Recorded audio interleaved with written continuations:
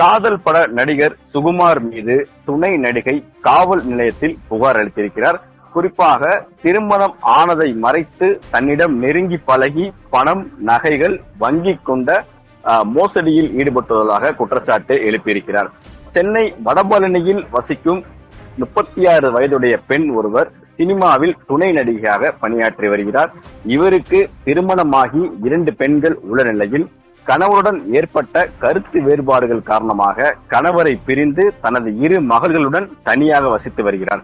இந்த நிலையில் 3 ஆண்டுகளுக்கு முன்பு துணை நடிகைக்கு காதல் படம் நடிகர் சுகுமார் என்பவர் மீது அறிமுகம் கிடைத்துள்ளது.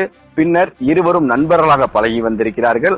பழகி வந்த நிலையில் ஒரு நாள் நடிகர் சுகுமார் நடிகையிடம் தனக்கு திருமணமாகி விவாகரத்து ஆகிவிட்டது என்றும் நான் உன்னை காதலிக்கிறேன், நாம் இருவரும் திருமணம் செய்து கொள்ளலாமா என கேட்டிருக்கிறார்.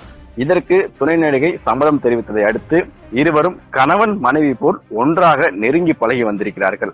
பின்னர் காதல் பட நடிகர் சுகுமார் நடிகையிடம் அடிக்கடி பணம் மற்றும் நகைகளை வாங்கி வந்ததாக தெரிய வருகிறது. ஒரு கட்டத்தில் நடிகர் சுகுமார் தன் துணை நடிகையுடன் பேசுவதை நிறுத்திக் கொண்டதுடன் அவரது செல்போன் எண்ணையும் பிளாக் செய்துவிட்டதாக கூறப்படுகிறது. பின்னர் நடிகை சுகுமாரை பலமுறை அவர் தொடர்பு கொண்டிருக்கிறார். தொடர்பு கொண்ட முயன்றும் அவருடன் தொடர்பு கொள்ள முடியாமல் போனதாக சந்தேகம் அவருக்கு வருகிறது. அதனை பற்றி விசாரித்த போது அவருக்கு திருமணமாகி குழந்தைகள் இருப்பதும் சுகுமார் மனைவி குழந்தைகளுடன் வசித்து வருவதும் தெரிய வந்திருக்கிறது. மேலும் சுகுமார் தனது மனைவியை விவாகரத்து செய்துவிட்டதாக கூறியது பொய் என்பதும் தெரிய வந்திருக்கிறது.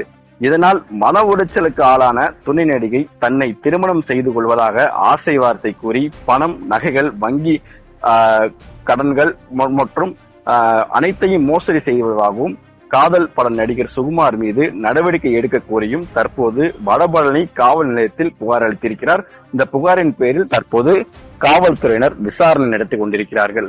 துணை நடிகை ஒரு நடிகர் மீது மோசடி வழக்கு பதிவு செய்திருப்பது தற்போது தமிழ் சினிமா மத்தியில் அனைவர் மத்தியிலும் பேசு பொருளாக மாறியிருக்கிறது.